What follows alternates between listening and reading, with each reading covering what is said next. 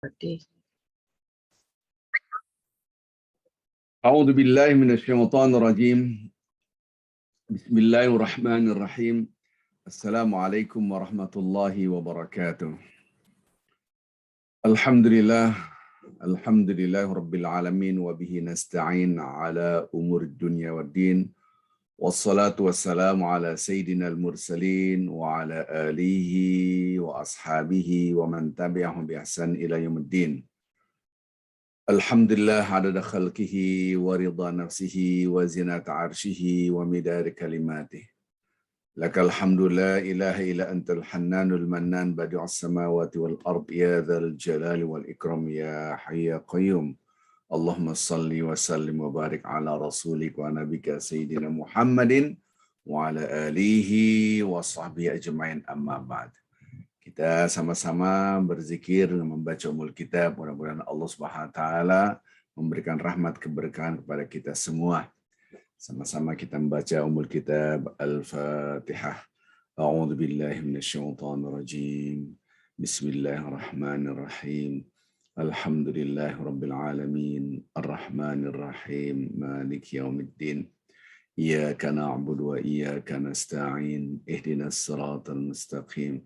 صراط الذين أنعمت عليهم غير المغضوب عليهم ولا الضالين آمين. Sama-sama kita bertasbih, bertahmid, mudah-mudahan Allah membuka cahaya dalam hati kita semua. Ya. Subhanallah wa bihamdihi subhanallahil azim. Astaghfirullah wa atubu ilaih. Subhanallahi wa bihamdihi subhanallahil azim. Astaghfirullah wa atubu ilaih.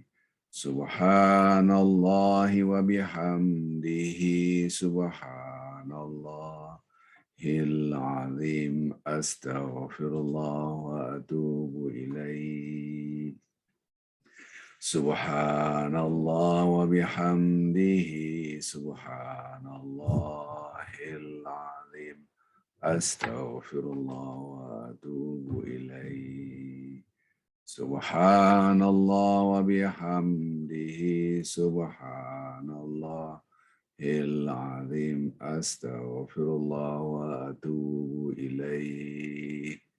سبحان الله وبحمده سبحان الله العظيم أستغفر الله وأتوب إليه. سبحان الله وبحمده سبحان الله العظيم Astaghfirullah wa atubu ilaih. Subhanallah wa bihamdihi subhanallahil azim. Astaghfirullah wa atubu ilaih. Subhanallah wa bihamdihi subhanallahil azim. Astaghfirullah wa atubu ilaih. Subhanallah wa bihamdihi subhanallahil azim. Astaghfirullah wa atubu ilaih. Subhanallah wa bihamdihi subhanallahil azim. Astaghfirullah wa atubu ilaih. Subhanallah wa bihamdihi subhanallahil azim. Astaghfirullah wa atubu ilaih. Subhanallah wa bihamdihi subhanallahil azim. Astaghfirullah wa atubu ilaih. Subhanallah wa bihamdihi subhanallahil azim. Astaghfirullah wa atubu ilaih. Subhanallah wa bihamdihi subhanallahil azim. Astaghfirullah wa atubu Subhanallah wa bihamdihi, subhanallahil azim, astaghfirullah wa atubu ilaih. Subhanallah wa bihamdihi, subhanallahil azim, astaghfirullah wa atubu ilaih.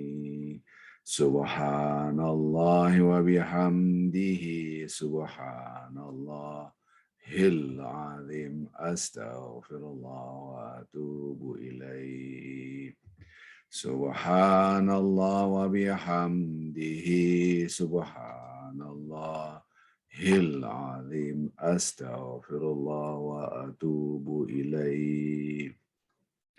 Subhanallah wa bihamdihi, subhanallahil azim, astaghfirullah wa atubu ilaih.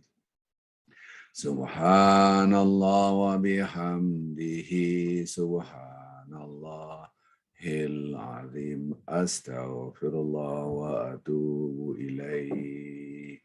Subhanallah wa bihamdihi, subhanallahil azim, astaghfirullah wa atubu ilaih. Subhanallah wa bihamdihi, subhanallahil azim, astaghfirullah wa atubu ilaih.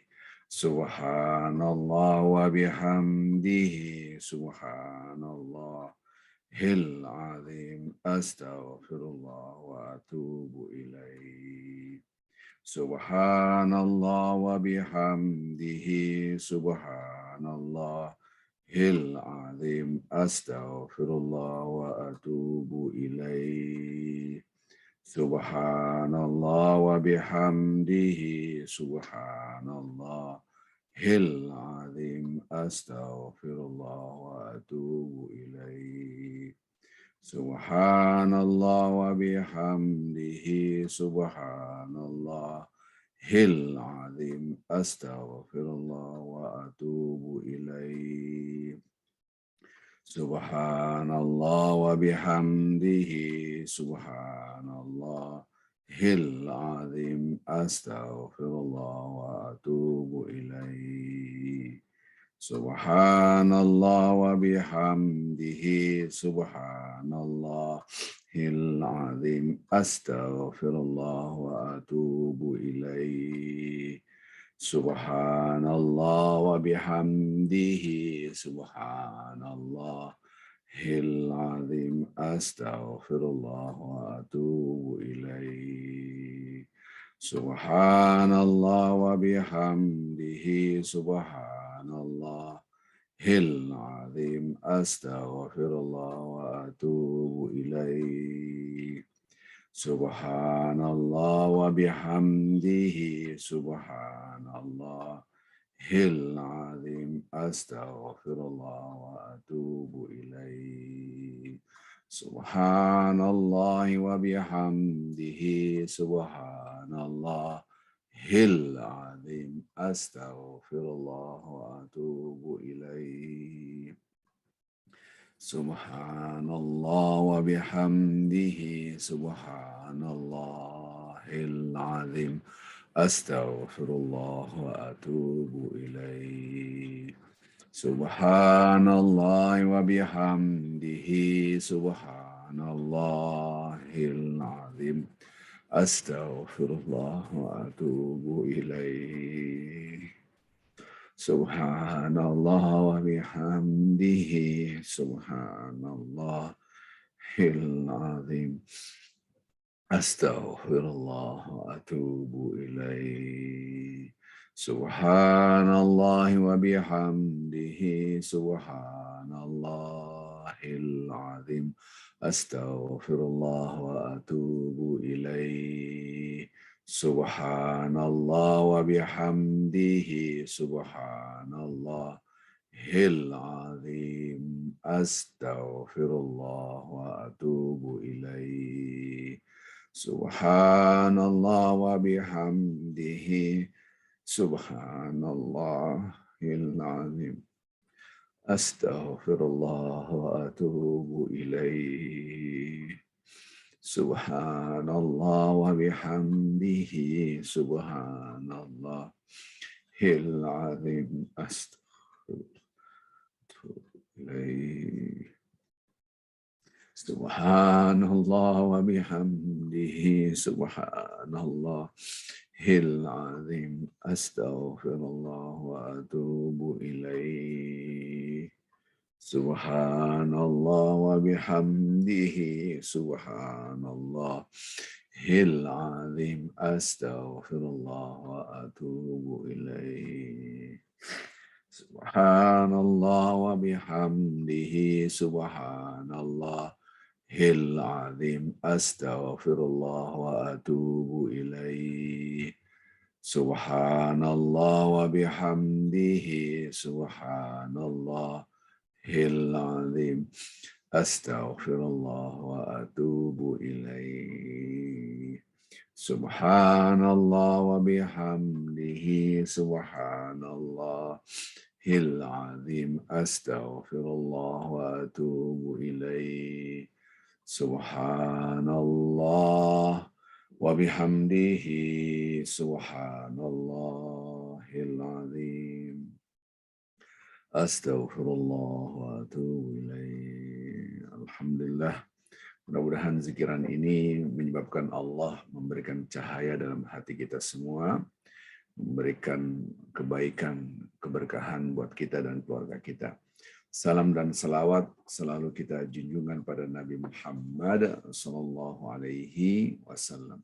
Baik Bapak Ibu yang cinta Allah Subhanahu wa taala, kita akan melanjutkan kajian tafsir ayat-ayat suci Al-Qur'an berawal dari surat Al-Kahfi, kisah Nabi Musa dan Nabi Khadir. Lembaran hidup pasti kita ada yang mengecewakan dalam hati kita. Ya. Tidak semua yang kita rasakan itu kadangkala sesuai dengan kita. Ada saja yang nggak sesuai. Dan tidak semua ekspektasi kita, harapan kita menjadi sebuah kenyataan.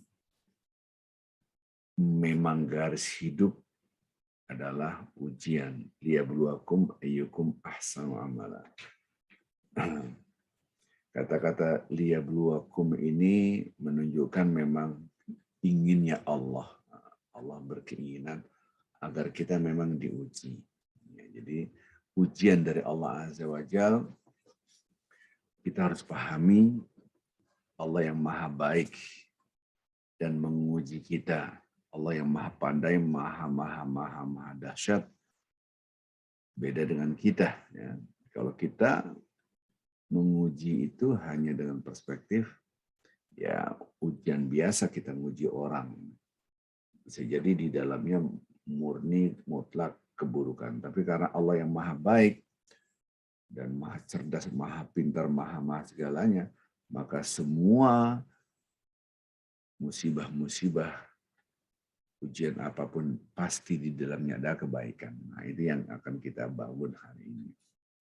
Jadi ketika kita lihat liyabluwakum ayyukum ahsanu amala, untuk menguji siapa di antara kalian yang terbaik amalnya, kata-kata yang terbaik ini menunjukkan bahwa kita harus melakukan yang lebih baik lagi. Hanya orang yang berpikir belum baik dan merasa belum baik yang akan berpikir gimana yang terbaik. Liyabluwakum ayyukum ahsanu amala. Tapi kalau orang sudah merasa hebat, ya tidak akan melakukan yang terbaik. Yang unik di dalam Al-Quran ini, surah Al-Mulk ini, alladzi khalaqal maut. Nah ini yang harus kita pahami. Kenapa disebut dengan maut terlebih dahulu? Sementara kehidupan adalah awal baru kematian. Nah, kita akan lihat ini ayat suci Al-Qur'annya supaya Bapak Ibu semua melihat langsung. Nah, ini alladzi khalaqal maut. Di surah Al-Mulk memang dialah Allah yang menciptakan kematian. Kenapa disebut dengan menciptakan mati atau kematian? Padahal kehidupan ini adalah hidup dulu baru mati. Barulah al-maut, baru al-hayat, wal hayata. Liyabluwakum, untuk menguji siapa di antara kalian ayyukum ahsanu amala, yang terbaik amalnya, yang paling baik amalnya, yang lebih baik amalnya. Kata-kata ahsan, yang terbaik. Kenapa disebut dengan maut? Ini modal buat kita. Modal apa? Karena kecenderungan kita lupa kematian. Maka kematian ini menjadi prioritas dalam pikiran kita. Disinilah yang disebut dengan ilmu pembanding. Jadi dunia akan kecil apabila kita ingat akhirat.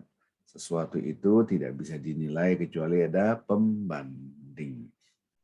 Kita ini melihat dunia segalanya karena lupa akan kematian.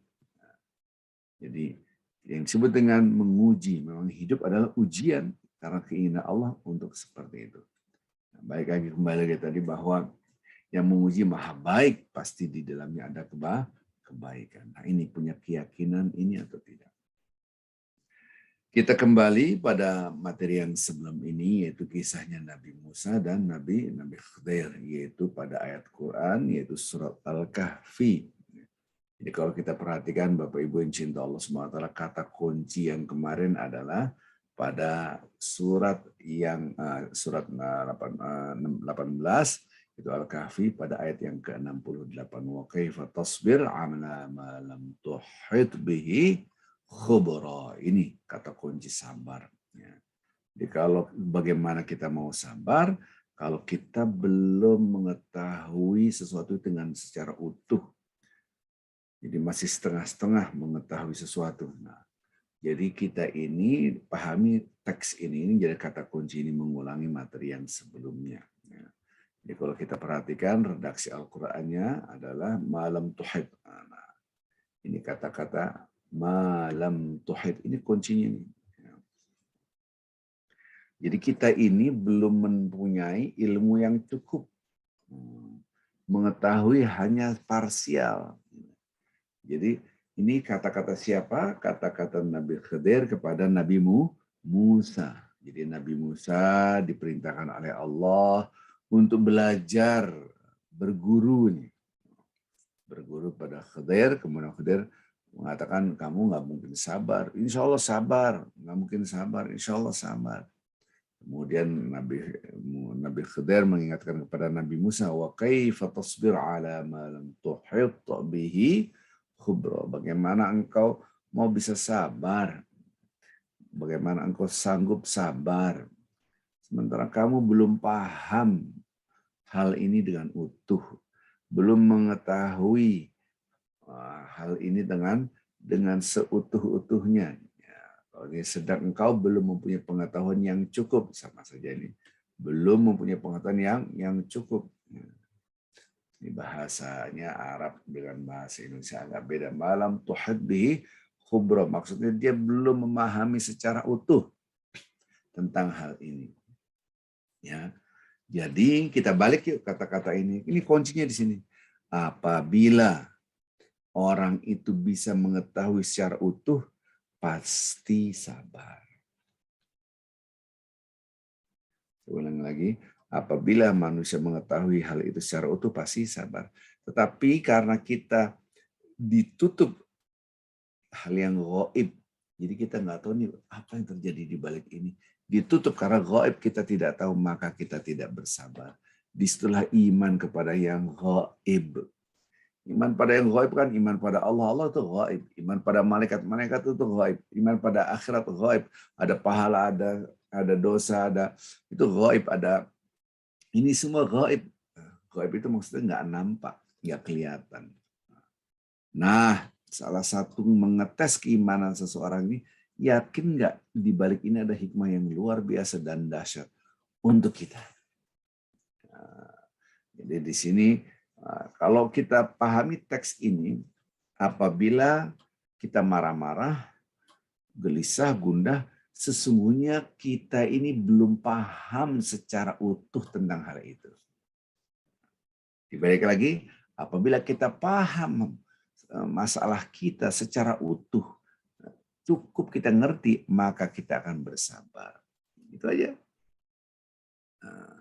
Jadi ini kata kuncinya. Jadi kenapa bisa bersabar, kenapa tidak? Nah, kasus-kasus yang 1, 2, 3 gitu kan, kasus perahu dirusak, kasus membunuh anak kecil, kasus merenovasi gedung, ini semua di balik ini ternyata Masya Allah. Manfaatnya jauh lebih dahsyat, keuntungannya jauh lebih dahsyat. Walaupun Nabi Musa, kalau kita ikut Nabi Khidir, mungkin kita juga komplain. Pertama kali perahu yang bagus dirusak. Yang kedua, anak kecil dibunuh. Yang ketiga, berbuat baik kepada yang jahat kepada kita, yaitu renovasi tembok yang mau hancur. Jelas kita sendiri nggak terima, kok begini, kok begini. Kita sendiri. Tapi ingat ada kata-kata Nabi Khidir, saya pun tidak melakukan ini karena keinginan aku. Ini keinginan siapa? Keinginan Allah. Nah, ini termaktub di dalam Al-Quran ini, pada ayat yang ke-80, kata-kata supaya kita bisa mengerti bahwa ternyata ini pun wama fa'altuhu an amri. Jadi aku ini nggak pernah berbuat itu menurut kemauan sendiri. Jadi kemauan siapa?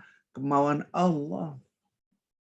Jadi kalau kata-kata ini kita perhatikan, Nabi Khidir pun tidak akan mampu bersabar karena keinginannya nggak mau ngebunuh orang, nggak mau merusak perahu orang, nggak mau.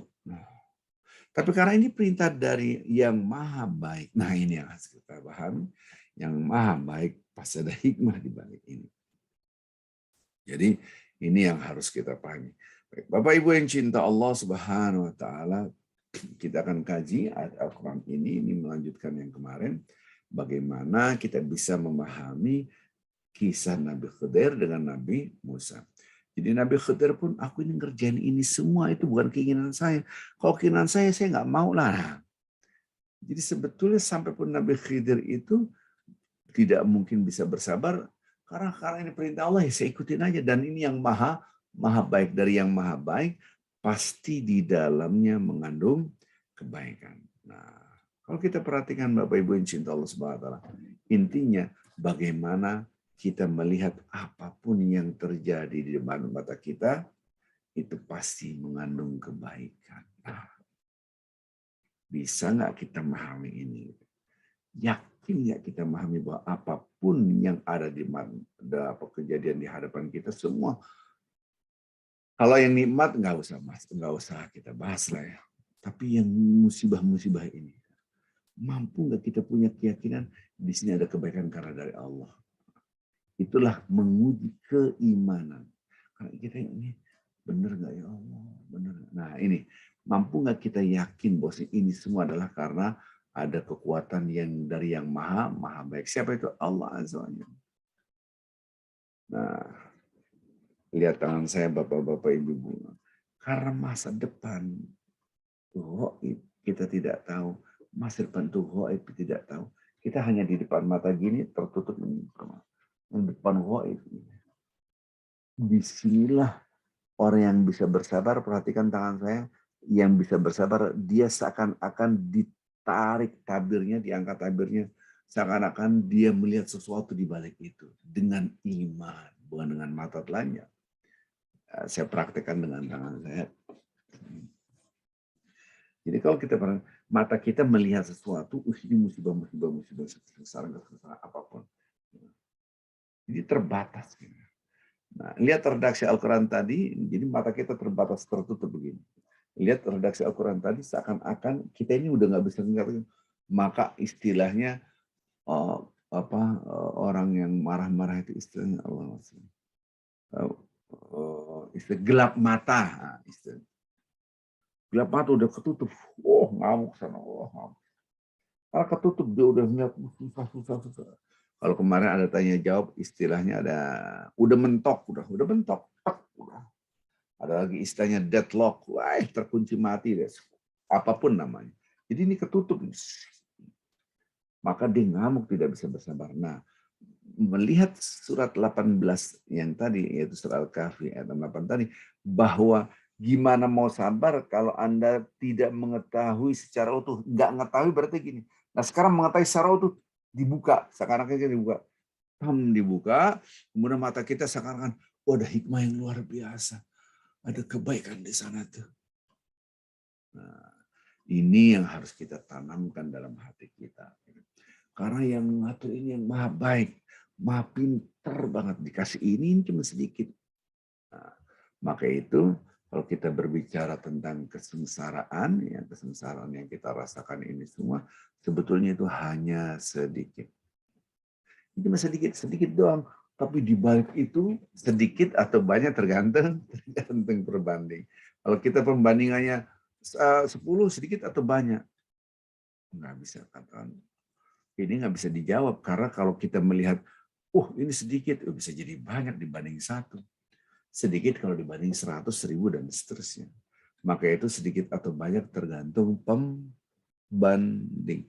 Kesengsaraan kita, redaksi Al-Quran itu hanya sedikit. Al-Quran yang hanya cuma sedikit. Kenapa? Karena Allah maha baik, maka dibikinlah musibah-musibah itu hanya sedikit. Kalau kita kan, banyak saya begini.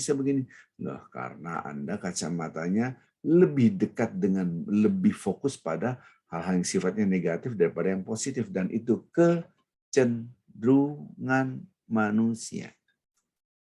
Melihat segala sesuatu negatifnya dulu, bukan positifnya.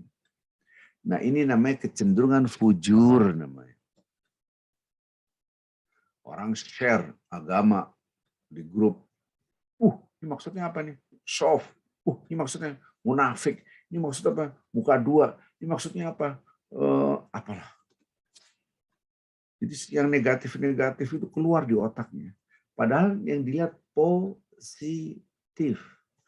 Bapak Ibu yang cinta Allah Subhanahu wa taala, ini karena online jadi gerakan saya terbatas ya. Kalau udah offline bisa kelihatan lebih jelas. Lihat Bapak-bapak Ibu, ya. Ada orang baca WA, ayat Quran di-share, habis di-share, bagus. Di sini negatif. Apa ini? Kok kamu tahu? Apa ini? Padahal Al-Quran. Karena dia benci sama orang itu jadi negatif. Belum lagi setan bisikin. Tuh. Karena kecenderungan manusia lihat yang negatifnya daripada yang positif. Dan yang terkesan itu yang negatif lebih kuat daripada yang positif. Yang kedua, mata kita itu lebih menarik melihat hal negatif daripada yang positif. Kalau dulu ada istilah koran lah ya, kalau sekarang kan udah media udah.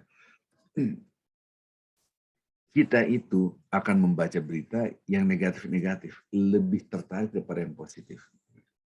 Coba berita yang datar-datar saja, seandainya presiden dalam keadaan sehat walafiat, nggak ada yang baca.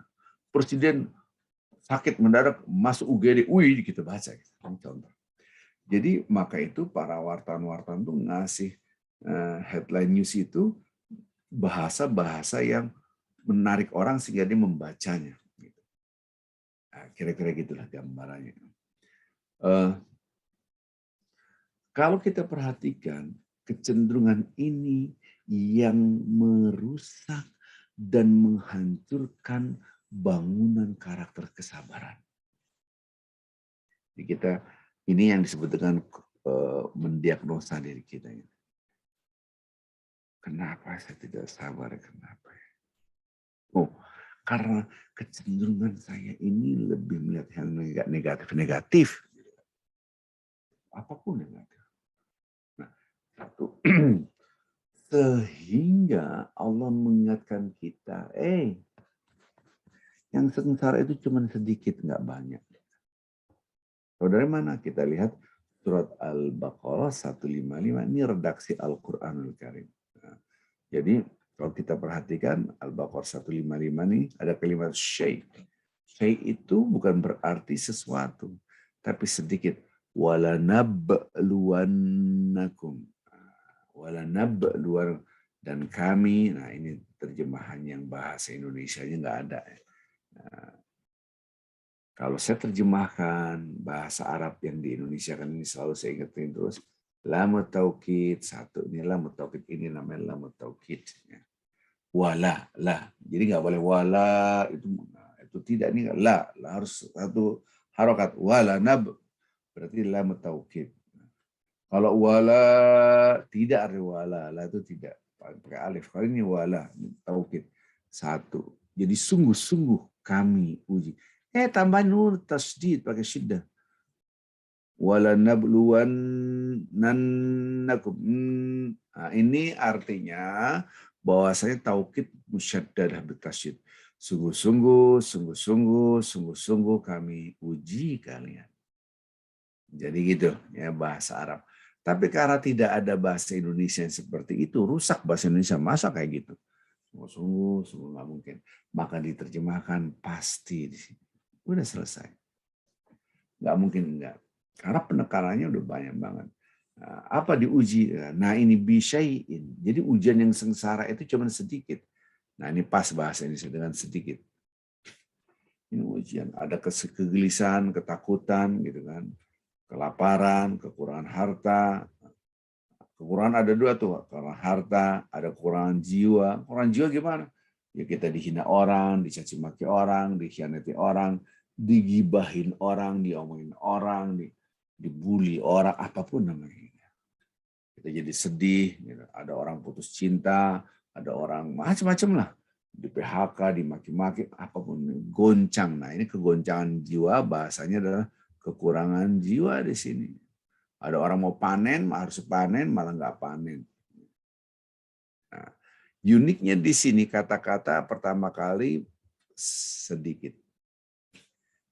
Ini berarti, ini nomor satu sedikit. Berarti kata sedikit ini ada yang lebih banyak. Apa itu? Nikmat Allah. Tapi kecenderungan kita menghitung musibah daripada menghitung nikmat. Maka fabi ayyi ala'i rabbikuma tukadziban diulang-ulang supaya mempunyai habit of mind yang baru. Apa itu? Menghitung nikmat daripada menghitung musibah. Saya ulangi lagi, Bapak Ibu yang cinta Allah SWT. Kata-kata sedikit ini berarti ada pembanding. Kenapa sengsaranya sedikit? Karena dibandingkan dengan nikmat Allah jauh lebih banyak nikmat Allah.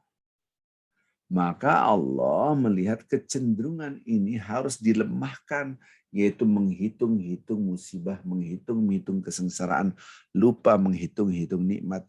Nah, karena kecenderungan ini harus ditekan, maka perintah Allah berkali-kali, fabi ayyi ala'i rabbikuma tukadziban. Coba nikmat ini, kok bisa mendustakan kalian? Nah, kira-kira. Wa amma bi ni'mati rabbika fahaddits, coba bicarakannya. Ini nikmat dari Allah semua, nikmat dari Allah. Disuruh bicara berarti apa? Menghitung-hitung nikmat. Fokus pada nikmat, bukan fokus pada kesengsaraan. Maka itu Allah mengingatkan kita kalaupun ada sengsara cuma sedikit. Allah.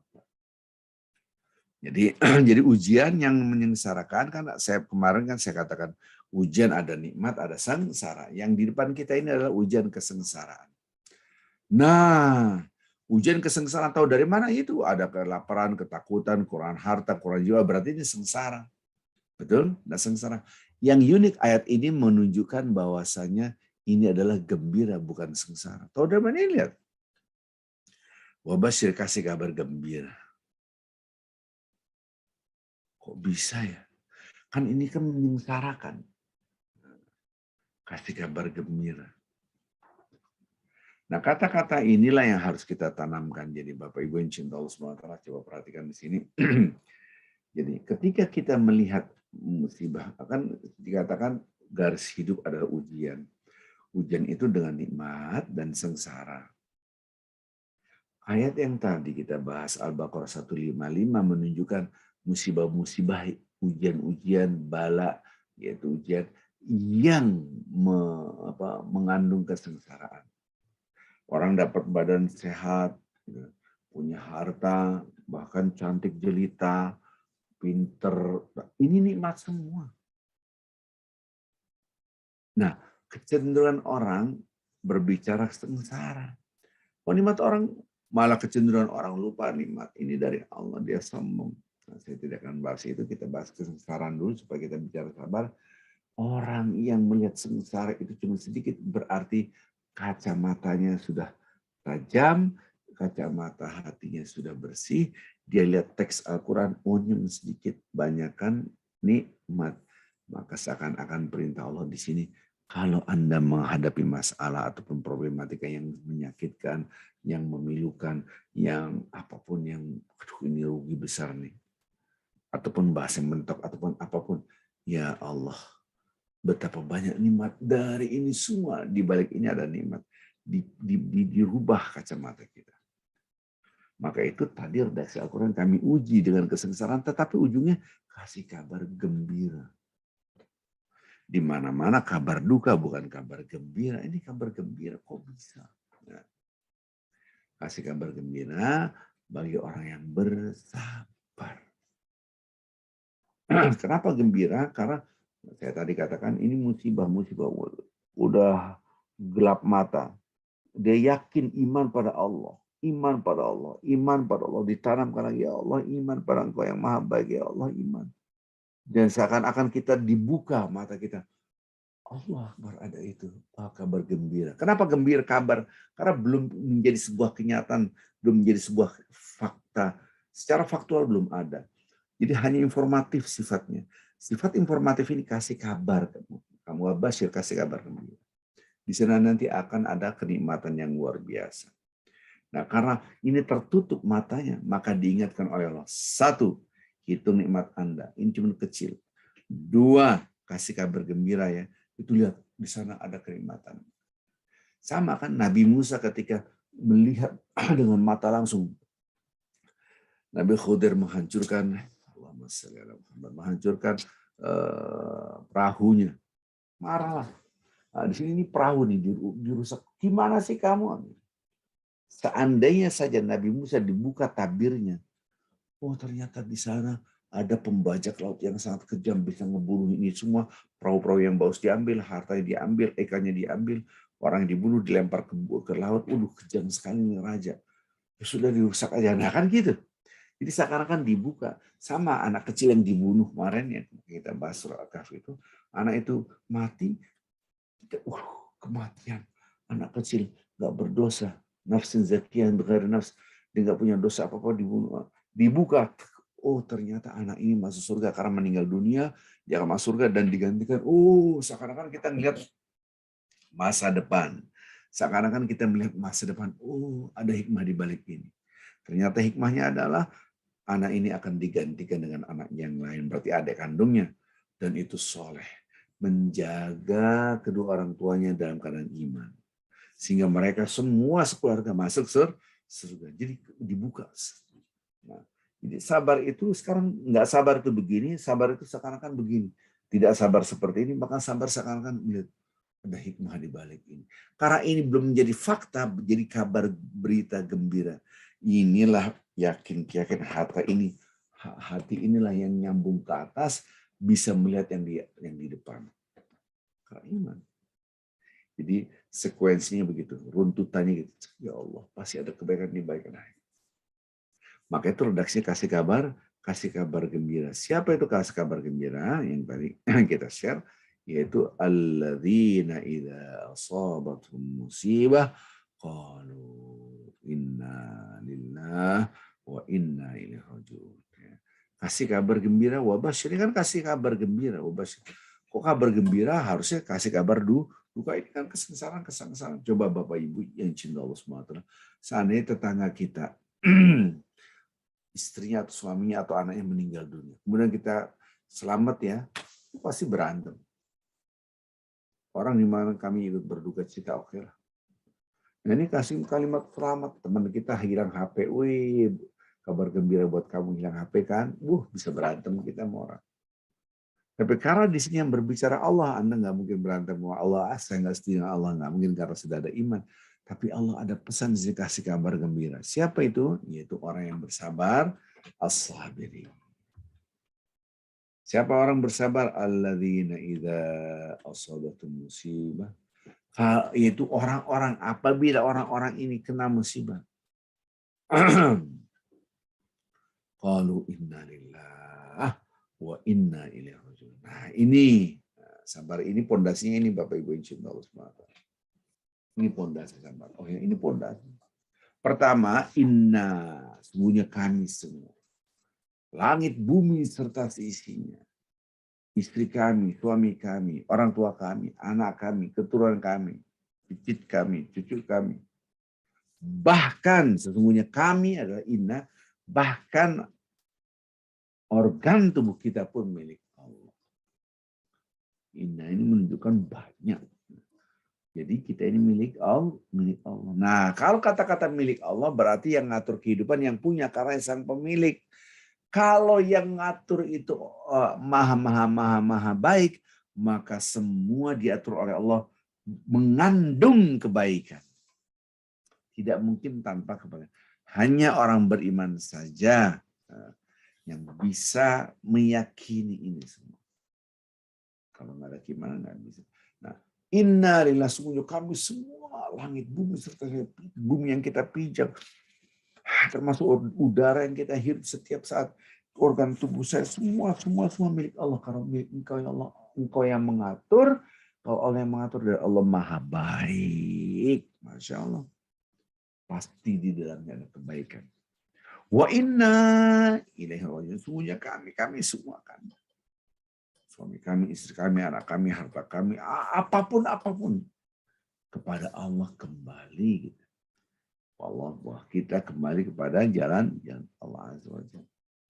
Mana kembali mana jalan Allah itu ke akhirat. Nggak ada orang nggak jalan ke akhirat. Maksudnya apa?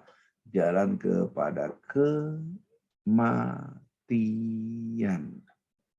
Ini pembanding Bapak Ibu. Jadi ada dua poin. Pertama kali, ya, sesungguhnya kami milik Allah, satu poin. Yang kedua, kami semua akan kembali kepada Allah. Ini pondasi. Ya, nah kita balik lagi sini, Bapak Ibu insyaallah Allah SWT supaya lebih fokus. Ya, ini semua milik aku atau milik Allah. Lihat tangan saya, Bapak Ibu. Milik aku atau milik Allah. Milik aku atau milik Allah. Lihat tangan saya. Ketika ini milik aku, hancurlah bangunan karakter sabar yang ada marah, ngedumel, ngambek, gerutu, apapun. Kenapa? Ini milik aku. Ini milik aku, milik aku, milik aku, milik aku, milik saya, milik saya, milik saya. Maka yang tumbuh apa? Pride. Harga diri kita. Merasa punya, merasa punya, merasa punya, merasa punya. Harta hilang, diambil orang. Padahal harta bukan milik dia. Nah, sekarang kalau ini semua milik Allah, milik Allah, milik Allah, milik Allah. Terus Anda merasa kehilangan, orang nggak punya, gimana mau merasa kehilangan? Jadi ada dua pembanding, apakah Anda merasa memiliki atau Allah yang punya. Jadi kalau kita yakini Allah yang punya, semua milik Allah, terbangunlah pondasi nomor 1, kesabaran. Pondasi kedua, perhatikan juga tangan saya ini. Dunia. Akhirat. Sesungguhnya kami semua akan hancur dan menuju pada jalan Allah, yaitu kematian. Jadi ada pembanding dunia dengan pembanding akhirat. Mana yang lebih dahsyat? Akhirat daripada dahsyat daripada dunia. Perhatikan. Ketika lebih dahsyat akhirat, berarti dunia menjadi kecil. Ya, kecil dibanding akhirat. Kalau kita sudah melihat dunia itu kecil, kira-kira sabar nggak? Oh, lebih mudah sabar. Dihina orang, dicaci maki orang, nggak ada. Sebentar kita di dunia ini. Cuma sandiwara doang di dunia ini. Udah, habis itu kelar. Nanti tuh kehidupan akhirat yang dahsyatnya luar biasa. Wa inna darul akhirah yal hayawan. Sungguhnya kehidupan akhirat itu kehidupan yang sesungguhnya. Subhanallah. Maka dibandingkan dunia dengan kehidupan yang abadi. Bandingkan aku miliki dengan apa yang Allah miliki.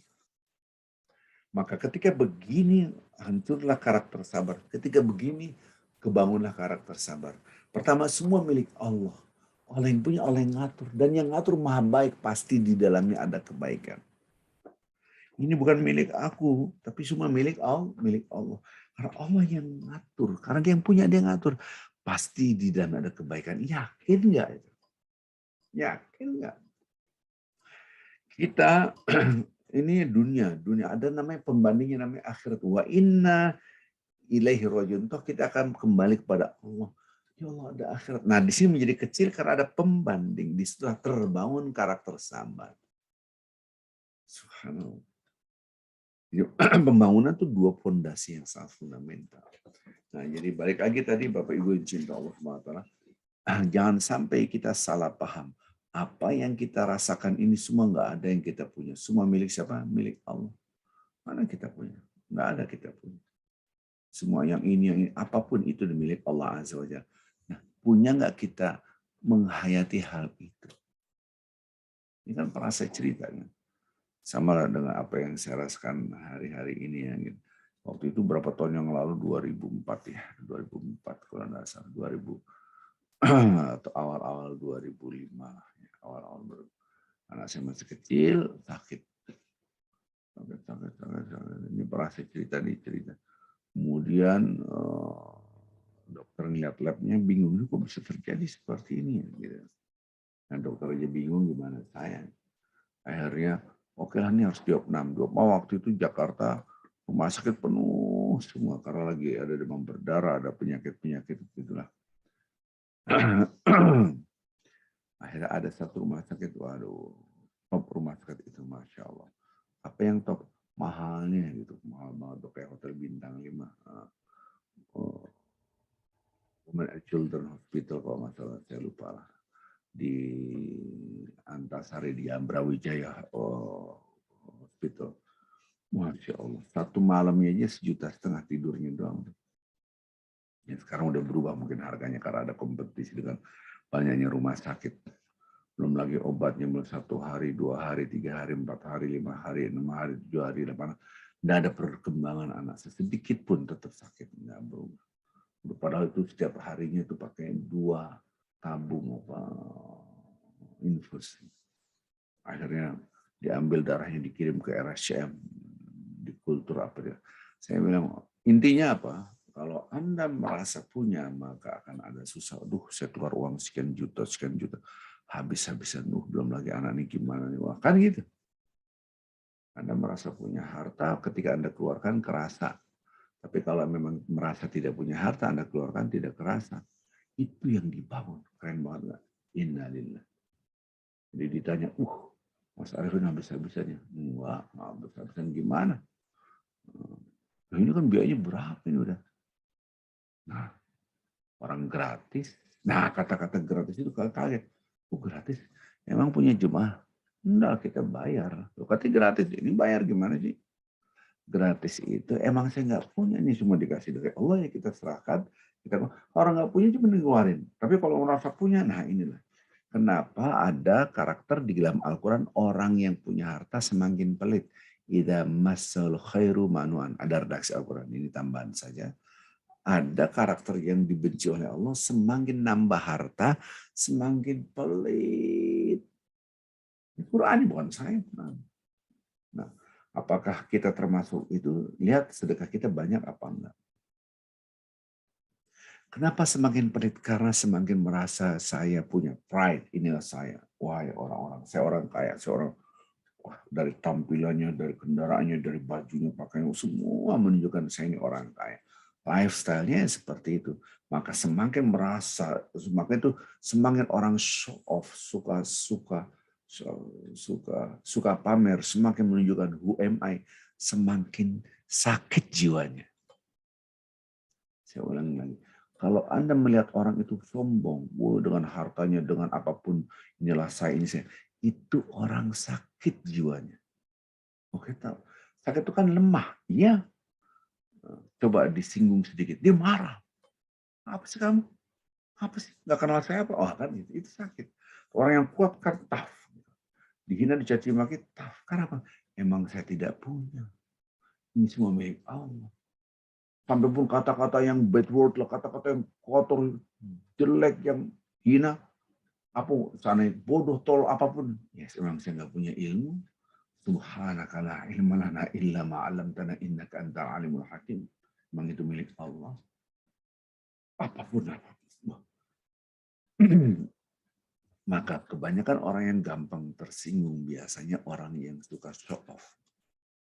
Maka para selebritis ini, orang para pejabat-pejabat ini, kalau mereka tidak mengerti ilmu ini, maka mereka semakin tinggi jabatannya, semakin sakit jiwanya, semakin terkenal namanya, semakin sakit jiwanya. Kenapa? Semakin merasa, lihat tangan saya. Kan tadi saya ingetin Bapak-Bapak Ibu, perhatikan tangan saya, itu berarti ada pesan di sini. Karena karakter sabar itu semua milik Allah. Tangan ini semua milik Allah. Tapi ini milik saya. Kita kumpul nih, rapat, beda pendapat. Wah, apa sih? Wah, nggak suka saya. Wih, langsung lengos keluar rapat. Apa itu orang? Kenapa? Anda merasa pintar, merasa hebat, tidak mendapatkan apresiasi dari orang, bla bla bla bla. Nah, semua secara faktual, secara kenyataan bahwa tidak semua apa yang kita inginkan itu menjadi sebuah kenyataan. Kenapa?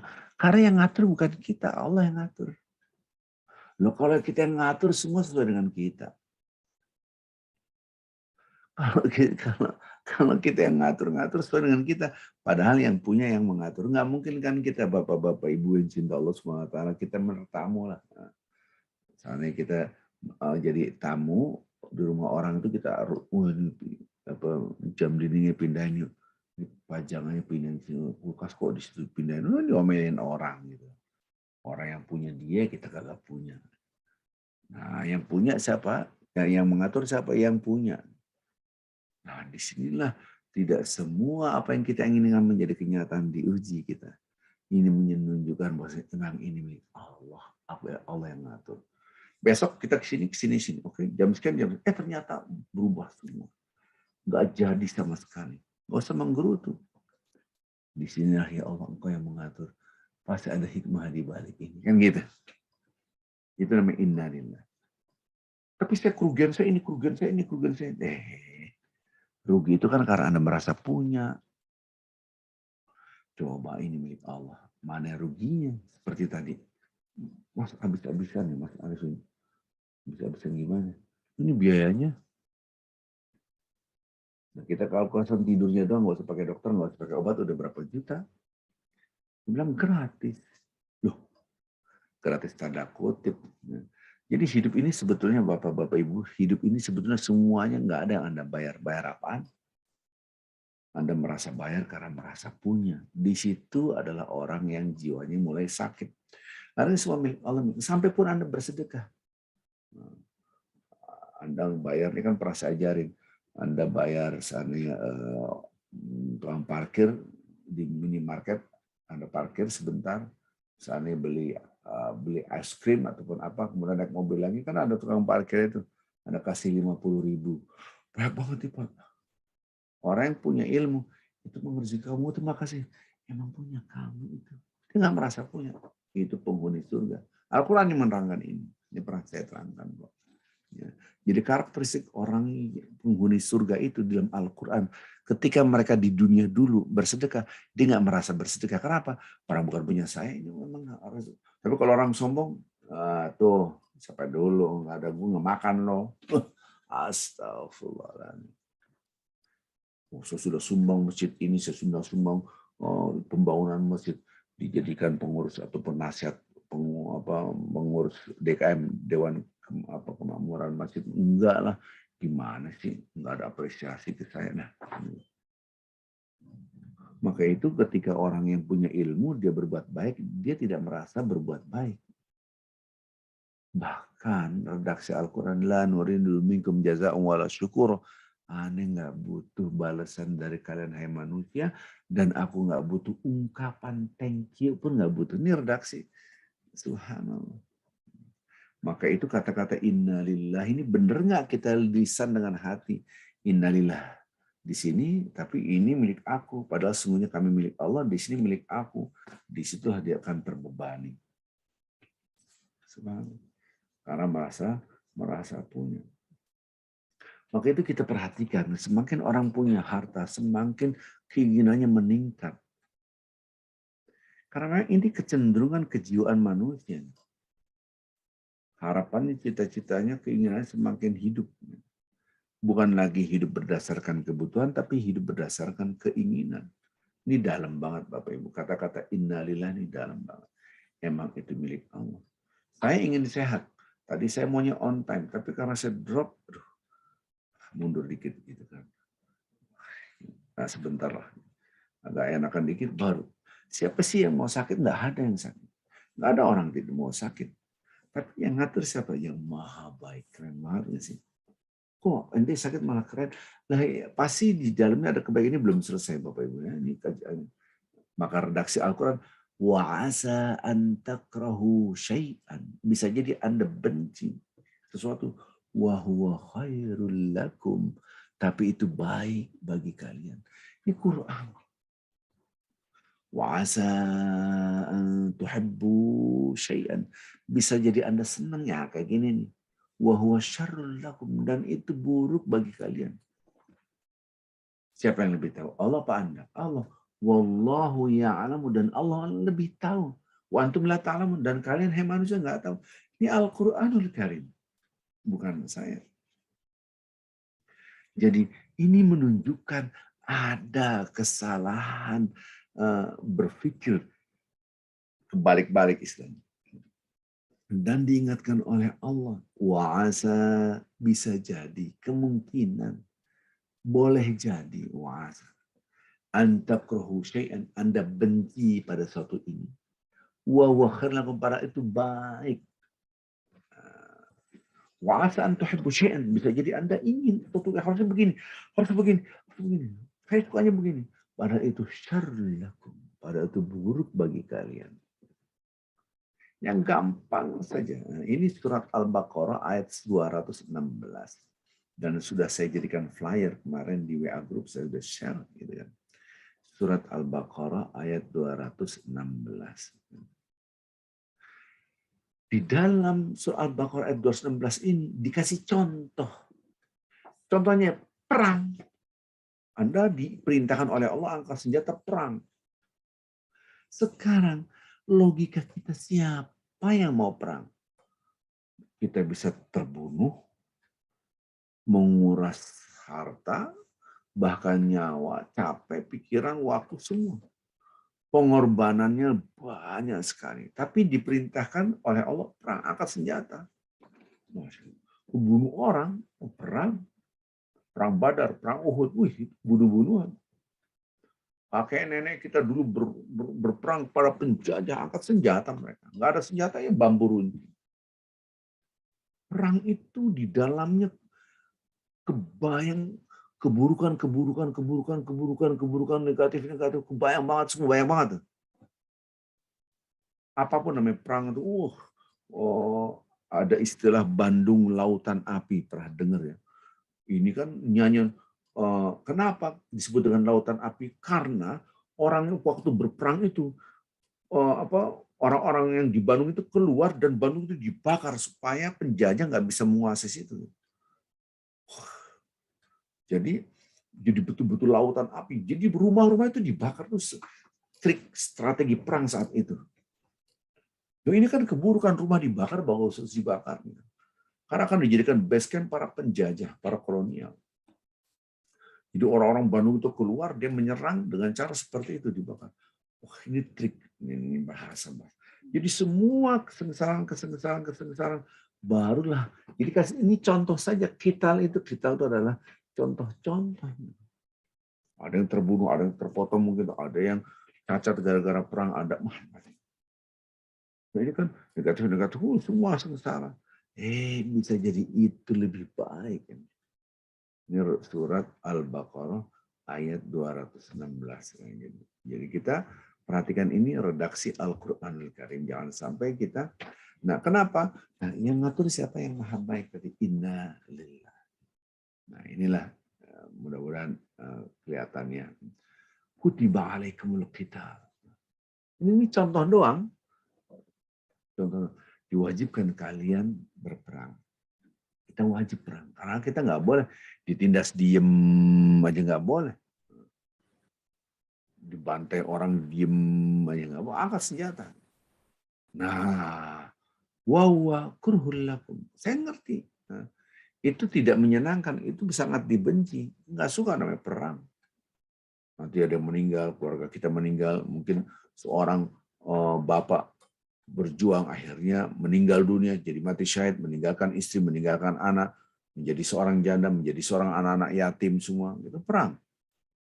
Namanya juga perang, gitu kan? Dan itu Anda benci, perang.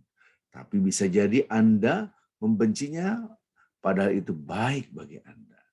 Itu antakrahu itu buruk, tapi itu khair, padahal itu baik. Nggak usah perang lah, lebih baik kita damai gini aja, udahlah gini-gini aja lah daripada ribut. Wa asa an tuhibbu syai'an, bisa jadi Anda bagus, menurut Anda suka gitu kan, menyenangi suatu padahal itu adalah buruk. Kalau Anda nggak mau perang akan menjadi penjajahan lebih dahsyat lagi, lebih sengsara. Anak turunan kita, cucu kita semua terjajah semua. Maka ditutup kata-kata ayat Al-Qur'an, wallahu ya'lamu antum la ta'lamun. Ini kuncinya di sini. Kuncinya itu di sini. Kenapa Allah itu lebih tahu daripada kalian? Kan tuh nggak tahu sekarang. Nah, kenapa tidak sabar? Karena sotoy, istilah sok tahu banget gitu kan.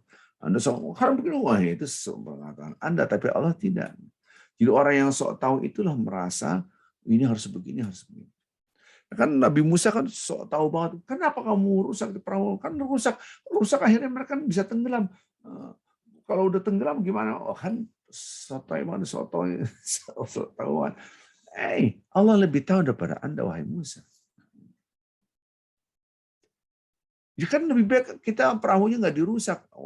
Wasan tuhibbu syai'an. Anda bisa boleh jadi yang kamu sukai, harusnya perahunya nggak rusak dong. Itu kamu sayang. Padahal itu tidak baik.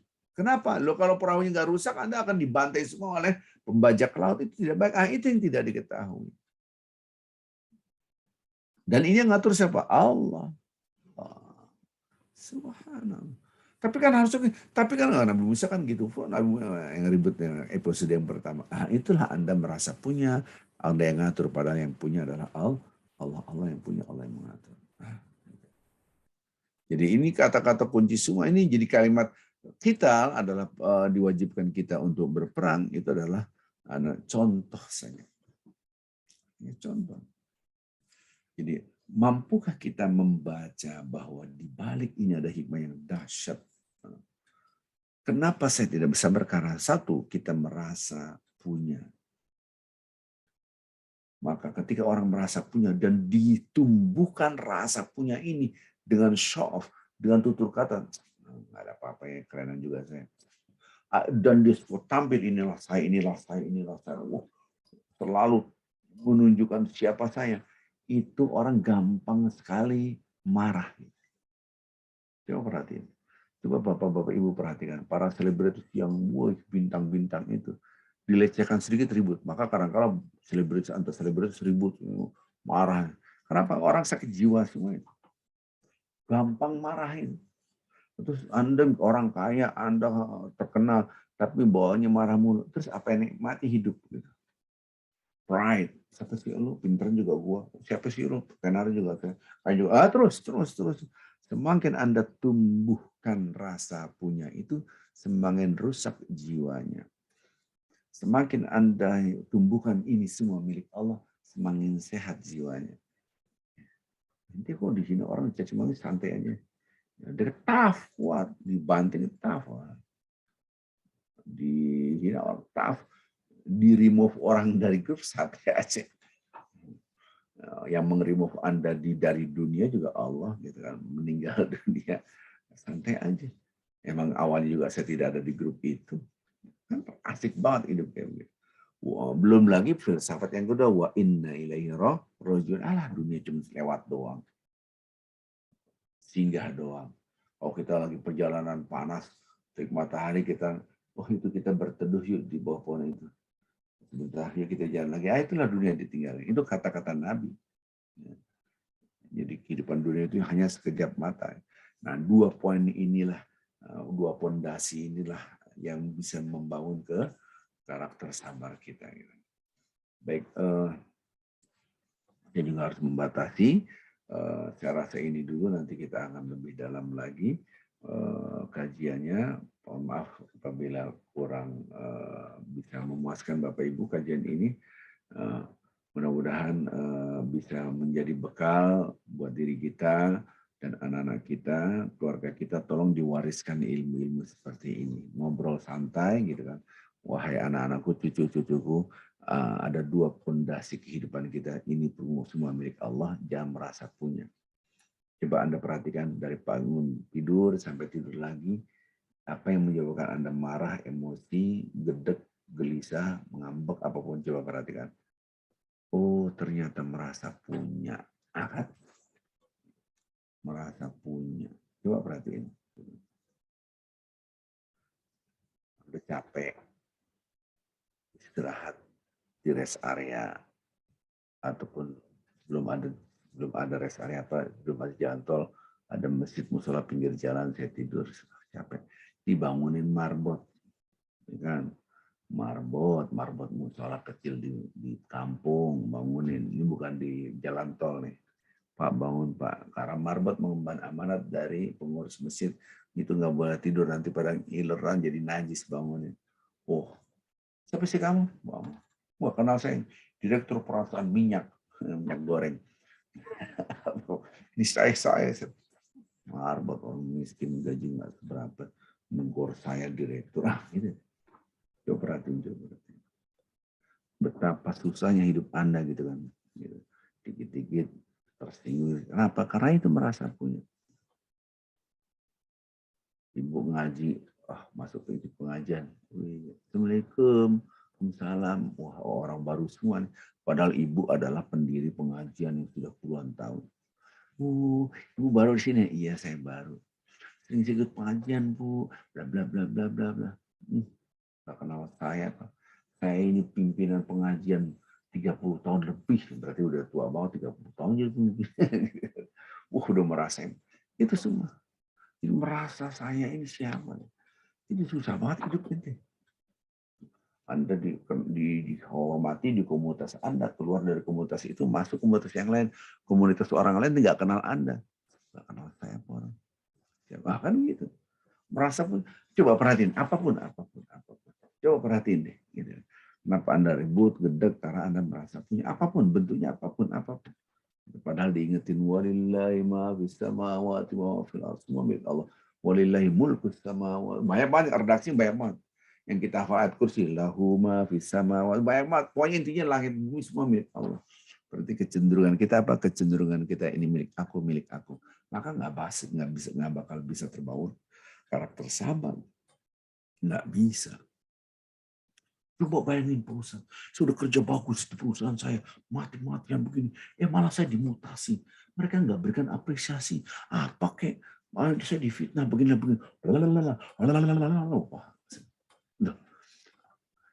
Pertama, ini langit bumi serta ini milik Allah.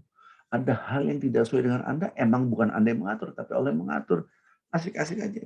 Nah, ketika kita menghadapi ini, emang Allah yang mengatur. Yang kedua, kita merasa sudah berjasa memberikan jasa, akhirnya kita harus akan apresiasi orang, harus diberikan penghormatan. Jadi susah. Jadi sekarang apa? Ya merasa punya tadi gitu. Nah, fondasi merasa punya inilah harus kita lihat, kita hancurkan. Ini semua milik Allah. Gitu. Ya jangan dikatain lillahi wa rasul itu buat orang mati doang gitu.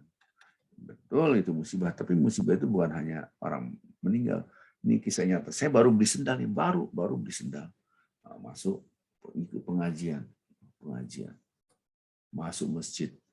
Keluar pengajian, hilang tuh sendal. Masjid keren lagi. Masjid yang Masya Allah. Hilang mau diapain, Asik-asik aja. Orang itu awalnya juga kita kagak punya sendal. Itu. Ini kejadian 2 kali. Yang ini keren banget. Parah banget maksudnya. Sendal. Masuk pengajian rumah. Dia lagi ada acara. Acara besar. Keluarga besar. Pengajian. Pulang. kagak ada tuh sendal. Gitu kan. Pasti ke bawah orang-orang, nggak apa-apa.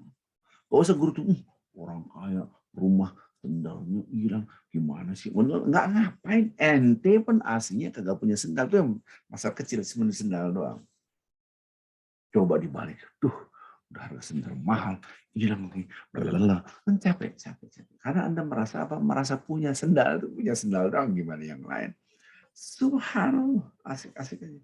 Betapa kita ini akan merasakan kapan nggak punya, ketika kita sudah dibalut dengan kain kafan, dan ini pernah saya terangkan, kama bada'akum ta'udun. Ikhlas itu laksana Anda baru lahir ataupun Anda ketika kembali pada Allah. Ini konsep ikhlas yang saya ajarkan lama banget. Seperti kita mau lahir, Anda punya nggak? Atau Anda kembali pada Allah ketika di kafan nggak punya, itu keren banget. Gitu kan. Subhanallah. Kalau orang sombong, wih, saya profesor, doktor, haji, bla bla, apalah MBA, wih banyak banget.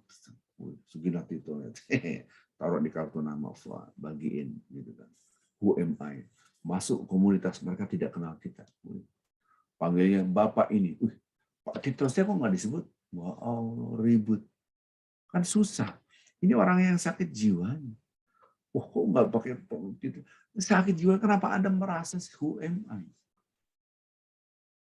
Apa enaknya kalau hidup kayak begitu kan gitu. Capek gitu. Subhanallah. Anda pimpinan, tolak ketua RW gitu kan. Dipanggil RT baru nih, dia nggak tahu itu ketua RW. Wah, tersinggung. Siapa sih itu? RT baru, Pak. Pantes. Gak kenal saya. Wah, elah tembong ketua RW baru gitu. Susah banget hidup kita. Kenapa? Karena Anda merasa punya jabatan, Anda ketua RW gitu. Apapun. Subhanallah. Sampai pun soal kesehatan Bapak Ibu, ini milik Allah. Kalau kita sakit, itu milik Allah. Oleh itu kita sabar aja. Nama juga kita awal pun tidak punya kehidupan, la haula wala quwata illa billah. Tidak ada kita sebetulnya. Eksistensi kita pun berada karena keberadaan Allah yang memberikan kekuatan dari kita. Tapi ingat, bukan berarti kita tidak usaha untuk sehat. Gitu. Kita dihina orang bukan berarti udah biarin aja, tapi kita juga harus bagaimana perilaku kita supaya tidak orang menghina kita gitu. Walaupun tidak semua orang akan memuji kita. Kita berusaha, kemarin sudah kita bahas ya, yaitu ridho dengan apa yang Allah berikan, tentukan. Bima qasamahullah, itu bukan berarti tidak ada usaha. Ini kemarin sudah saya jelaskan pada hari Sabtu. Baik, sampai di sini dulu. Saya mohon maaf. Subhanakallah bihamdik. Asyhadu an la ilaha illa anta astaghfiruka wa atubu ilaik. Assalamualaikum warahmatullahi wabarakatuh. Silakan Mbak Rina. Waalaikumsalam warahmatullahi wabarakatuh. Oke, ada beberapa pertanyaan nih Pak di saya. Yang pertama, Assalamualaikum warahmatullahi wabarakatuh. Mau bertanya, dalam Quran diperintah untuk insan dan manusia. Apakah ada perbedaan arti insan dan manusia? Pertanyaan keduanya, kita manusia diberikan rasa dan akal. Bagaimana mengharmonisasikan antara rasa dan akal terutama terhadap keimanan kita kepada Allah Subhanahu wa taala? Silakan, Pak. Manusia itu bahasa Indonesia, nggak ada manusia di dalam Al-Quran. Kalau al-ins ada. Laisa lil insan ada, itu bahasa Indonesia insan. Jadi kalau insan tuh seluruhnya masuk, mau kafir, mau muslim, mau siapapun masuk. Dan itu singular bentuknya insan. Kalau an-nas itu manusia banyak, bentuknya plural. Jadi kalimat an-nas, kalimat yang banyak. Hai manusia, ayuhan nas, hai manusia, ittaqu rabbakum, bertakwalah kalian pada Tuhan, bentuknya banyak. Kalau manusia itu sendiri tidak ada redaksi manusia, kalau itu kan bahasa Indonesia. Jadi kalau kita perhatikan Bapak Ibu redaksi Al-Quran gitu, disebut dengan manusia, apapun bentuk manusia, berarti memang ini manusia satu. Wal asri innal insana lafi, itu satu. Demi masa sesungguhnya manusia, berarti setiap orang. Insan. Illal ladzina amanu. Tiba-tiba kok jadi plural, kecuali orang. berarti Anda akan tetap dalam keadaan rugi, waktu itu kan habis rugi, kecuali Anda bergabung dengan orang-orang yang soleh, maka waktunya tidak akan rugi, jadi untung. Ini bahasa-bahasa Al-Quran. Jadi, apakah insan itu adalah mahal khatwa nisyan? Ada menafsirkan insan adalah lupa, asal usulnya lupa, kecenderungan kita lupa. Inna kunna an hadza ghafilin. Kita lupa gitu. Nah, jadi apakah insan itu adalah manusia makhluk yang lupa? Ya, bisa jadi itu tafsir-tafsir seperti itu, karena saya tidak interest untuk menafsirkan hal-hal yang seperti itu karena interpretasinya tidak ada guidance yang jelas gitu. Jadi yang penting manusia itu bisa lalai, lupa, iya. Nah, itu karakternya dalam Al-Quran digambarkan. Nah, supaya tidak lupa, gabungan yang kedua adalah kita banyak berzikir, kekuatannya di situ. Antara akal dan hati ini kadang-kadang nggak sinkron, bukan karena sering banget nggak sinkron. Harusnya begini. Nah, Nabi Musa itu berbicara dengan logical thinking-nya, maka dia komplain. Sabar itu dengan keimanan. Yakin di balik itu ada hikmah. Gimana mensinkronkan ini? Nah, ini agak dalam nih. Saya kasih gambaran begini. Allahumma shalli Muhammad. Ini box. Kita buka ini box. Di dalam box ini ada kita. Yang membaca alam semesta itu di dalam diri kita ada namanya logika berpikir, logical thinking. Ini box ini namanya box alam semesta serta sisinya. Kita ada di dalam alam semesta serta sisinya. Jadi di dalam alam semesta itu ada manusia di dalamnya ada akal dia, itu namanya akal. Membaca alam semesta serta sisinya. Lihat ini box. Iman itu out of the box, keluar dari box ini. Siapa yang mencipta langit dan bumi dia? Jadi tidak terikat dengan langit dan bumi serta sisinya, di balik ini ada hikmah yang luar biasa gitu. Nah, karena kita di dalam box ini, maka habit of mind kita, kebiasaan kita berpikir, itu aja adalah pendekatannya materialistik, kausalistik. Maksudnya apa? Semua dihitung dengan materi, sebab akibat. Kalau ini dibocorin, kagak parahu itu rusak, ya nggak bisa berlayar, nggak bisa nyari ikan, mereka jadi miskin, ya nyari nafkah nggak bisa, bla bla bla, rugi. Tapi ada keimanan di balik itu, ada keuntungan, nggak ada kerugian. Kenapa? Ternyata ada hikmah. Nah, ini kan susah. Karena kebiasaan kita dengan logika kita. Udah selesai, ditutup. Nah, ini dibuka dengan iman. Agar di situ ada yang ngatur. Kita ini tidak membesarkan alam semesta, tapi membesarkan siapa yang menciptakan alam semesta. Kita tidak membesarkan, mengagungkan logika, tapi siapa yang menciptakan logika itu sendiri? Allah. Untuk mensinkronkan itu ya banyak berzikir. Karena zikir itu membangun keseimbangan antara akal dan hati. Coba perhatikan, Bapak. Perhatikan. Orang-orang ini pinter. Betul-betul pinter. Tapi kepinterannya itu tidak menjamin ketenangan dan kebahagiaan. Ini saya sudah share kok di grup. Bapak Ibu coba pernah di WA ya, gitu kan. Ini di WA grup sudah saya share bahwa yang gambar pada belajar itu, ta'allamul ilm, tuntutlah ilmu belajar, wa ta'allamul ilm lis-sakinah, wa ta'allamul ilm, belajarlah, tuntutlah ilmu, dan wa ta'allamul lil ilmi as-sakinah wal wiqar. Jadi kita menuntut ilmu itu supaya kita mendapatkan ketenangan, ketentraman, gitu kan. Mesti sudah yang ada di WA group pasti sudah dapat semua, nggak mungkin nggak dapat. Wa tawadhu liman tata'allamuna minhu. Anda harus tawadu dari orang yang kamu belajar darinya. Ini hadis, ini kata-kata Nabi, bukan kata-kata saya. Dari hadis ini diriwayatkan oleh At-Tirmidzi.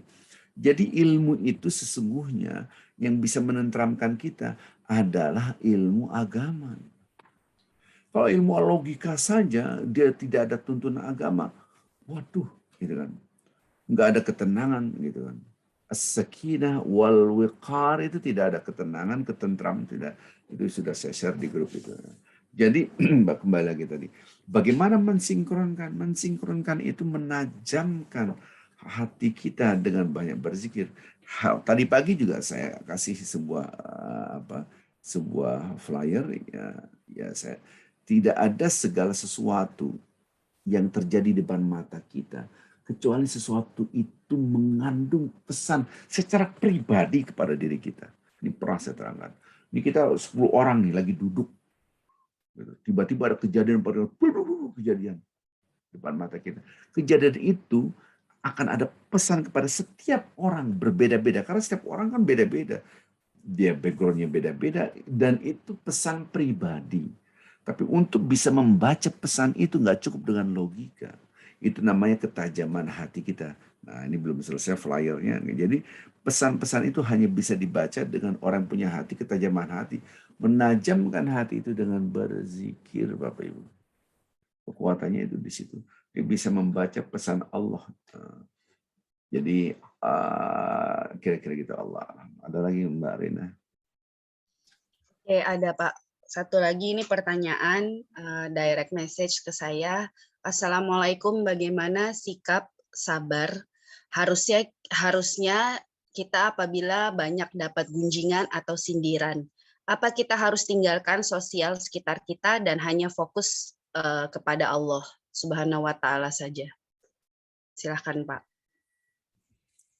Ada dua sisi Bapak Ibu yang cinta Allah SWT.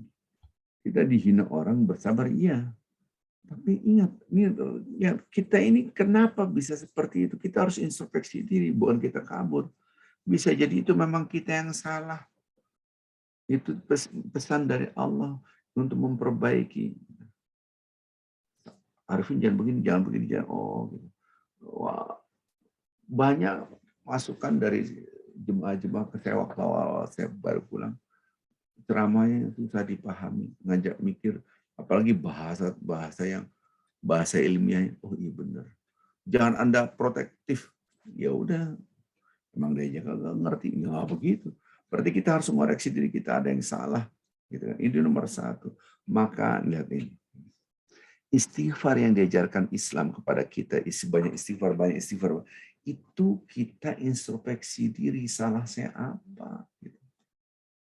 Kenapa mereka bisa menghina saya? Mungkin ada yang salah. Oh, salahnya di sini. Nah, mampu nggak kita mengkritik diri kita gitu? Satu. Tapi bukan berarti kita langsung pusing, gelisah gara-gara. Ya kita harus tough gitu kan. Toughnya gimana? Ini ada hikmah di balik. Hikmah pertama kita bisa introspeksi diri. Ada salah saya apa? Yang kedua, setelah kita introspeksi diri dan memperbaiki diri kita, ini hinaan, sindiran orang, fitnah orang kan jadi pahala buat kita. Dua kebaikan, kita dapat pahala dari Allah Azza wa Jalla dengan kesabaran kita dan walakal jannah, dan kau dijanjikan oleh Allah adalah surga. Kalau kita dihina, dikhianati, kita sabar. Kita dendam dengan mereka, enggak usah. Keburukan mereka itu balik lagi buat diri mereka.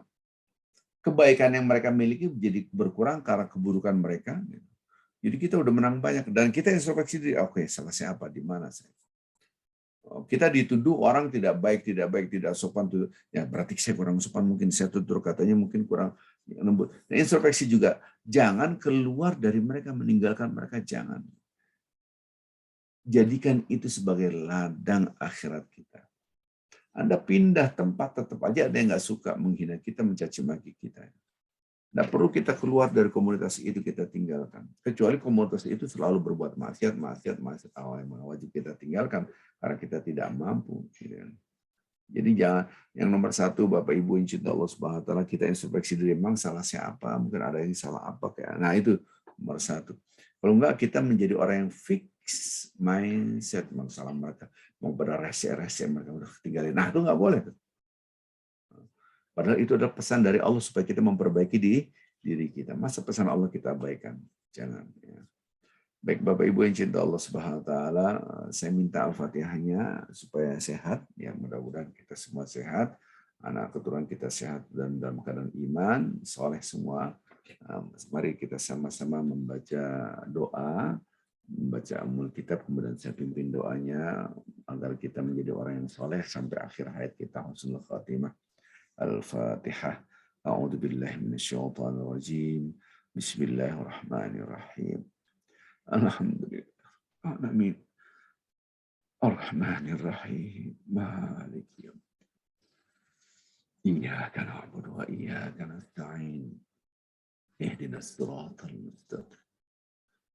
Siratal ladzina ghairil maghdubi 'alaihim waladdallin. نسألك يا الله بأسمائك الحسنى كلها ما علمنا منها وما لم نعلم وباسمك العظيم الأعظم وباسمك الكبير الأكبر اللهم صل وسلم وبارك على رسولك ونبيك حبيبنا المصطفى سيدنا محمد وعلى آله وصحبه وسلم. Ya Allah, ya Rahman, ya Rahim, ampunilah dosa-dosa kami yang Engkau ketahui ya Allah, yang mana kami tidak mengetahuinya sengaja atau tidak sengaja. Ya Allah, Engkaulah lebih mengetahui daripada kami sendiri tentang diri kami. Ya Allah, Allahumma nastaghfiruka min kulli ma ta'lamu wa anta 'allamul ghuyub. Ya Allah, sungguh benar kami telah menzalimi diri kami sendiri. Kalaulah bukan rahmat dan ampunan Engkau, sungguh benar kami termasuk hamba-hambamu yang merugi. Jangan Engkau siksa kami. Janganlah Engkau sengsarakan kami karena dosa yang telah kami lakukan, karena kami khilaf, karena kami lupa ya Allah. Janganlah Engkau hancurkan kami karena dosa-dosa kami sebagaimana umat sebelum kami yang Engkau hancurkan karena dosa-dosa mereka. Janganlah Engkau bebankan kepada kami yang mana kami tidak mampu memikulnya. Ampunlah semua kesalahan-kesalahan kami ya Allah. Ya Allah ya Rahman ya Rahim, ampunilah dosa kami, dosa kedua orang tua kami yang telah menyayangi kami dari kecil, yang telah merawat kami, mendidik kami, berkorban untuk kami. Ya Allah, ampunilah semua kesalahan orang tua kami, sayangilah Bapak Ibu kami, sebagaimana mereka telah menyayangi kami dari kecil ya Allah. Limpahkanlah rahmat-Mu ya Allah, maghfirah-Mu kepada kedua orang tua kami. Ya Arhamar Rahimin, Allah marham ummat Muhammadin sallallahu alaihi wasallam rahmatan. Ya Allah, limpahkanlah rahmat-Mu kepada umat Nabi Muhammad sallallahu alaihi wasallam rahmat yang luas. Bagi mereka yang telah meninggalkan kami, ampunilah segala dosa mereka. Ya Allah, wafatkanlah mereka dalam keadaan husnul khatimah dan jadikanlah mereka orang-orang yang Engkau kumpulkan dalam Jannatul Naim. Jadikanlah kubur mereka raudhah min riyadil jinan. Lindungilah mereka dari azab api neraka-Mu, ya Allah. Lindungilah mereka dari fitnah kubur. Lindungilah mereka dari azab kubur, ya Allah, ya Rahman, ya Rahim. Bagi mereka yang sakit, ya Allah, sembuhkanlah. Nas'alullah azim. Rabbal arshil azim. Ayyashfi'ana, Allahumma rabban nas. Bil ba'sa wa syanta syafi. La syifa illa syifa'uka syifan la yaghadiru saqaman. Ya Allah, tidak ada kesembuhan kecuali dari Engkau.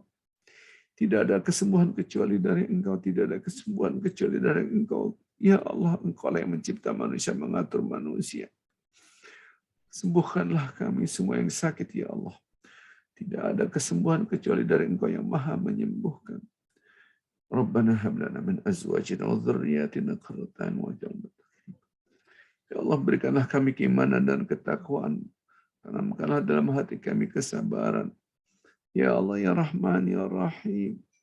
Berikanlah kepada diri kami, pasangan hidup kami, anak-anak kami keimanan dan ketakwaan. Jadikanlah keluarga kami semua hamba-Hamba-Mu yang bertakwa. Jadikanlah kami, keluarga kami, anak-anak kami, keturunan kami, hamba-Hamba-Mu yang soleh sampai akhir hayat kami, ya Allah. Ya Allah, ya Rahman, ya Rahim, bimbinglah kami, berikanlah cahaya Engkau dalam hati kami. Ya Allah, berikanlah, pancarkanlah nur Engkau dalam pendengaran kami. Pancarkanlah nur Engkau dalam penglihatan kami. Pancarkanlah nur Engkau dalam tutur kata kami, ya Allah. Liputilah diri kami dengan cahaya-Mu. Rabbana atina fid dunya hasanah wa fil akhirati hasanah wa qina adzabannar. Wa sallallahu ala Muhammadin nabiyil ummi wa ala alihi wa sahbihi wasallam walhamdulillahi rabbil alamin. Baik Bapak Ibu yang cinta Allah Subhanahu wa taala, saya mohon maaf atas kesalahan kekurangan saya. Kita tutup dengan kafaratul majlis. Subhanakallahumma bihamdik asyhadu an la ilaha illa anta astaghfiruka wa atubu ilaik. Assalamualaikum warahmatullahi wabarakatuh. Waalaikumsalam Waalaikumsalam. warahmatullahi wabarakatuh.